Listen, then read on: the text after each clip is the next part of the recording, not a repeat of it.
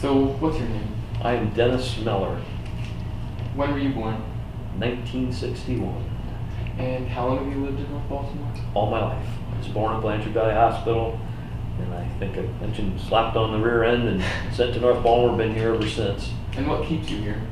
The people, friendly atmosphere, family, and location. With the Turnpike and I-75, it's very convenient to get from here to where you need to go. So you went to school here? Yes, all the grades. It was when I went to school. The Powell Elementary was new, and I actually went to kindergarten at the main building on 2nd Street, the one that was just torn down here a few years ago. And then 1st through 4th was at Powell Elementary, which has had additions since I went to school. And those, there was just a few years in there was a bigger attendance at school. So they sent us out to the old Hammonsburg School, which wasn't being used anymore. They kind of mothballed it. And it was a neat building. It had a gym and an auditorium and such, but it was in very poor repair because it was so old. And then finished off our years at the main building here on 2nd Street. Okay. And what kind of things were popular when you were a kid and went to school? Yeah, the hippie era, peace and love, VW vans with the peace signs on it, painted psychedelic colors, bell bottoms, white belts, hip huggers, long hair, beads. That was all kind of trendy things. And you didn't have long hair? No, my dad wouldn't hear of it. He felt that you shouldn't have to watch a person go to the restroom to tell which gender they are. The other thing that was different about North Baltimore, to tie it into things like, what was trendy, we had a thing here west of town called the Park. It was a big concert area, and it brought people in, like 10,000 people on a weekend to listen to big band sounds then. Bob Seger,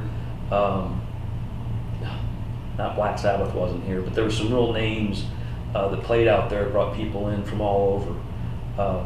We were kind of famous for it. The residents weren't sure we liked it too much because it brought in some folks that didn't live life with the morals and stuff that we kind of had around here, but it was fascinating.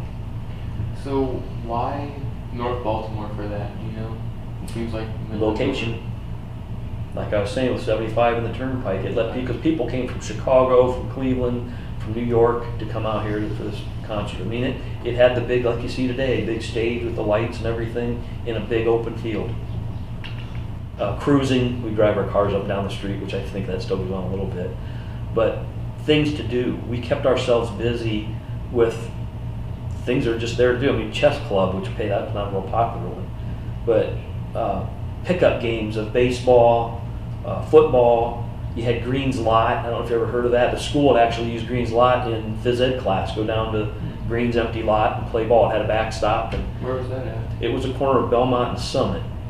And there was also a lot down by Krause's on 3rd Street. There was a lot at Quarry and 2nd Street. There was a lot, which is still there now, at the corner of Tar and Walnut. And then you had the park. So every corner of town kind of had a lot where the kids could get together. There was a pickup game of football. That was always went on. But you had the golf course, so you could go golfing. You had bowling. Riding our bikes. Had the movie theater. So there was plenty of things to do. The biggest attraction here, and it's a shame that I don't know, financially it didn't make money, but we had it called the Wickson Stone Quarry out north of town, right up Baltimore Road. And it was an old stone quarry they flooded, and it had a bathhouse and everything. It was a swimming hole. And I happened to live on North Baltimore Road with my parents, and it was just a steady flow when the weather was warm of kids going past there to go swimming. They'd even pick a king and queen each year. It was quite a deal. And that also reminded me of another memorable event, the blizzard of '78. That was really something to live through. It was neat once you were through it. Putting up the truckers and the people off the highway at the churches and taking care of them and thawing their cars and trucks out to run again. I made friends with 2 truck drivers, Cisco Kid, I'm trying to think the other one's name, and they actually let me ride with them from North Baltimore, Van Buren in the truck before they took off because we became buddies down at the church taking care of them. So those are kind of memorable events that I needed to speak of. What kind of businesses were here that you would hang out as a kid? Yeah, there was Main Street was neat. You'd ride your bike uptown. There was 3 grocery stores to pick from, a couple pharmacies, full-line clothing store, the Schicks store, a couple Five and Dimes, Bud Weath. He was a character. You'd walk in, he'd whistle when you came in, and that was the way him saying hello and that you're welcomed. Gene Swartz gas station. There was like 3 implement dealers, 3 automobile dealerships. It was a full Main Street. It was quite a change from what you see today. It's kind of sad. It's kind of empty now. Yes. So you own and run the insurance agency. Yes. What did you do before that? Well, I started working when I was 11 years old mowing yards. And by the time I was 16, I went to work out at the local grocery store. It was new at that time, Robert's IGA. Howard Akins had an IGA uptown, but was getting ready to retire. So they decided it was a time to build a new building and a new owner. And I worked there for 5 years, working full-time there. Still continued to mow 3 yards, was a custodian at the church, and I detailed cars on the weekends. So didn't have a lot of spare time on my hands. I graduated 5 foot tall. So I was into sports, but I played football in junior high and broke my collarbone and realized that sports probably wasn't for me. So yeah, we kept busy. Then I took my insurance license exam in 1983 and became part of the insurance agency that my dad had started in 1955, and bought the old Sinclair gas station at the corner of Tar and Broadway, and been there ever since for the last 33 years. What kind of big inventions have you lived to, big time? Yeah, I jotted some of those down just to kind of jog my memory. The first thing I can remember that was quite left a mark on me or whatever, the assassination of President Kennedy. It was, the only thing that was on the news. Everybody was just in disbelief. Man on the Moon. I don't mean the song. I mean when he puts the first step on the moon. Space station, the shuttle explosion that killed the crew. Vietnam War that went on forever, and with that would be Nixon's Watergate and his eventual impeachment. President Clinton and Monica Lewinsky, the embarrassment there, which he didn't end up being impeached, but probably should have been. And then the inventions and stuff is just unbelievable. The biggest thing is a personal computer. When I graduated school, we didn't have computer classes because it didn't exist. I mean, there's computers. Companies had mainframe computers, but not the PC as it got nicknamed. So I had to take an adult class just to know how to work one. And at that time, the operating system, which we used Windows for the most part now, was called DOS. And it was a little complicated, at least for me, it was complicated. So when Windows came out, it was quite welcomed. The computer chip, the microchip, really made things available that weren't possible before because of its minute size. So we got, color TV, that was before the microchip. That came in when I was a kid. And that's hard to believe that there was a color TV, but so whoever got the color TV, who was lucky enough their parents afforded one, then we'd go hang out their house to watch the color TV. And then when you got one, it was of course pretty special. And with color TVs, you had remote control, which TVs aren't even made without a remote control. They don't have buttons on them anymore, I don't think. ATMs, credit cards, solar panels, and now this wind turbine for energy. Stereos, surround sound, FM radio came in when I was a kid. It was just AM. Matter of fact, you had kits you could make an AM radio. Well, then that wasn't any good because you wanted FM. That was where the good music and the stereo sound was. And then just thinking of myself, when I started driving, FM radio just came in, the stereo. So you get that for your car. Then 8-tracks came. So you got that, 8-track was about this big, and you slid that in and had 8 songs on it. And then cassettes replaced the 8-tracks, and then CDs replaced the cassettes, and now flash drives. It's just, things change so quick. It's hard to keep up on it. And then memorable people that have passed away, at least in the entertainment. Marilyn Monroe, Elvis Presley, Whitney Houston, what a beautiful voice she had, and Michael Jackson. What a talented guy he was. Are you married? I am married. I have 2 children. I married Sean Swope, which of course is now Sean Miller, and we kind of on a 5-year plan. I graduated in 1980. We got married in 85 and had our first child in 1990, which is my oldest, Stephanie. And then 3 years later, I got off my 5-year plan. I started mellowing out a little bit and had Ashley, my little redhead. So just the 4 of us. Okay. Have you traveled? Just in the United States. I'm pretty content here. Of course, it costs money to travel too. But when you go somewhere, you enjoy it, but I'm always glad to get back home, where you know what to expect of people. It's just, North Baltimore is a different place because of the people. They come together in times of need. I think we're fortunate to be in this area and have the opportunity to raise my kids here. So what kind of stories do you remember being told about North Baltimore when you were a kid? My grandfather, Max Ritter, was in the Chamber of Commerce. He was a secretary for many years in the Chamber. He was a life insurance agent.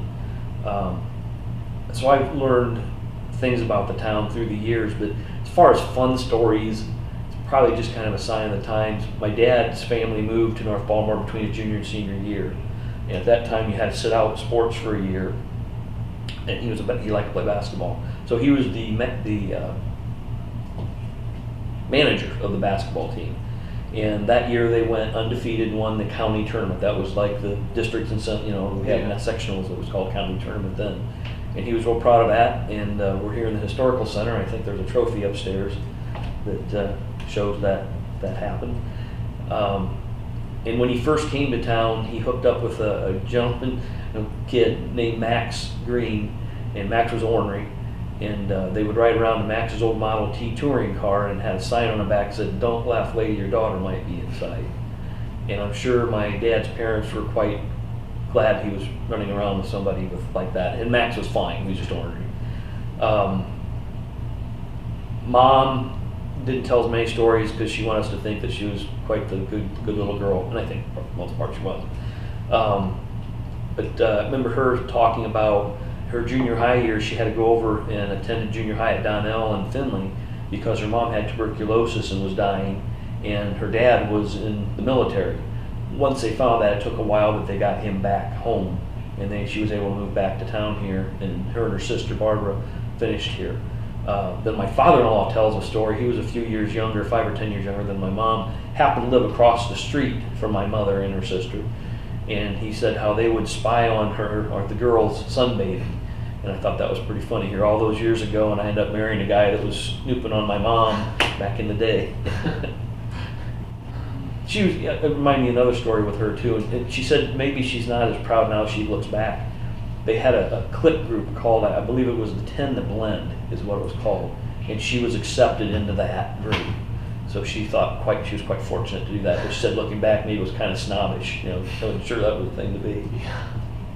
My great grandpa Ritter was in the Civil War, and he was captured, and there was a great story on it, and he made an escape, him and 2 others, out of the bottom of a boxcar in the dark of night, and traveled by night, slept during the day, and made it back up to the Union line. And he spoke that they were so close to the Confederates during the day they could hear them talk.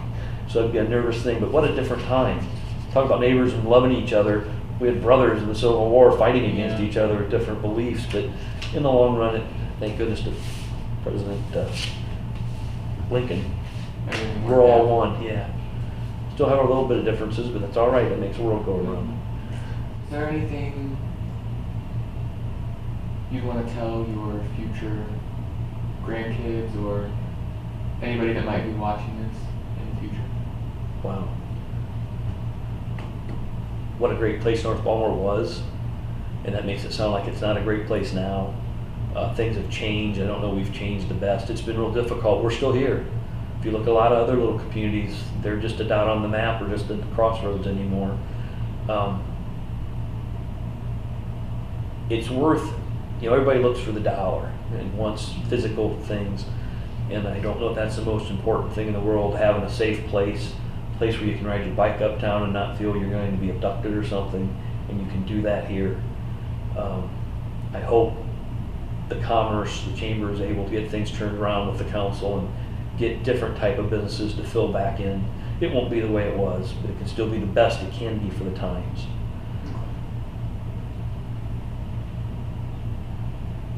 What do you suggest to make North Baltimore a better place? Our school's clicking good. We built a new school building here a few years ago that kids can be proud of, and I think if the sporting record says anything, they're proud of the facility. You can always improve on it. We used to have a great auditorium with our old school. We couldn't afford that with the new one. We do have a theater downtown that was just closed, and they tried to get it back open, couldn't get the support. But maybe a deal could be made where the school could put some money into it and use that for their big productions yet, because it's a cafetorium, as they call it, out at the new building, which is nice. It's all high tech and all that, but it just doesn't, it's not a lot of room to sit and do things. Or we could add one onto the building there. So I mean, there's always things to improve there. Downtown, I think we have to look in a different avenue and do more specialty shops, artisan type things where people make custom items. Things you can't just order online that someone has to go out and measure and make it specifically for. And I think that'll be our solution. A lot of communities are going antique. We have a few antique shops, but that's not going to make the commerce that you need to make the tax dollars, provide the jobs, keep people here. Where do you think the world is going to be in, say, 20 years? I don't. It's scary sometimes, and I'm sure our parents and grandparents had the same reaction. I'm hoping this deal currently with North Korea and President Trump is encouraging. It's scary, but they're at least communicating. Nuclear war is not, it doesn't help anybody. It eliminates somebody, but it doesn't really help.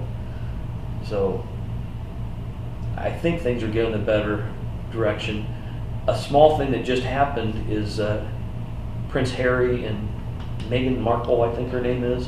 And if you look at that, it's kind of neat. That's being accepted into the blue bloods of Britain, And there's something to be said about that. The more we interact with each other and realize we're all humans, we all, we have children and we want our families to grow up and be prosperous and safe. I think the world will become a smaller place. It'll be more like a neighbor, like your neighbor's house would be more a neighbor country, to where we don't want to harm each other. And that doesn't mean we're going to agree on things, but we can at least understand each other. I hope North Baltimore, we have a lot of bullheaded people here. And it shows. We have our own fire department, our own police department, our own EMS, our own water and sewer, which a lot of communities don't. And we have options now, so that might not stay the case. But by offering the things we have, we've put ourselves in a good position. They just upgraded the electric. We've got plenty of water now with our new big reservoir. And like I said, our location, which has been here all along. I think we're going to survive. I think we'll hang on, and maybe it's our turn to actually blossom. They're going to redo the cosmetic part of downtown here. So I believe this year they're going to put new sidewalks and lighting, and that'll do a lot for the town, because it's like a Baja course right now. It's a little rough, but there's no sense putting money in, because they had to put new sewer lines and water lines in. What are your personal hopes for the future? Like, where do you see yourself? Retirement. Staying here. We bought a property out north of town. I lived with my parents for the first 23 years, I think it was, and then bought my first house on South Main Street, lived there for 25 years, and then we bought a property out north of town and built a house and things because we liked the area. So I plan on staying here. Of course, I eventually will retire and maybe travel, but I have no desire to go anywhere else. The only reason I would leave this area is because of the climate. As we sit here the last few days, it's the end of May and it's been 90 degrees for 3 or 4 days. I don't like that. I don't like the snowfall. So we might head south, but I doubt we ever do that, because there's too much family and things up here. What they call it, the heartland, God's country. So must be something for us. It's a good place. Yep. Well, the advantage to me, of the school system, you might not be able to take archery or swimming here in Baltimore, but the sports and things that are offered, being we're small, you have the chance to participate in them and learn. you're closer. I think you get a better education by not having a huge school. There's schools that graduate 600 kids in a class. We graduate 60. Yeah. That's kind of neat, that the opportunities you have. So I hope we hang in there and let some things change, but some things need to stay the same. I guess that sums it up. Kind of rough, but it sums it up. We've lost through the years. You know, when you asked me to do this, I was kind of taken back because I'm not that old, which I'm over 50, as 1961 showed, but we've lost a lot of good people, a lot of doers for the community through the years. Ducky Wallen ran a floral shop, and he got in trouble because he ignored the floral shop sometimes to be doing a benefit for the March of Dimes or putting Christmas lights up downtown, and it took people like Ducky that gave of themselves. And that's what the whole thing was. You make money from your business, you need to give it back. And be it a neighbor or whatever, if it's just keeping the grass clippings out of the street after you mow the grass, being a team player, that's what we're going to survive. And I think we'll do that. I think we got the right people. And that's all I have to say about that. So, it's been nice talking with you. Thank you for doing that. Appreciate it.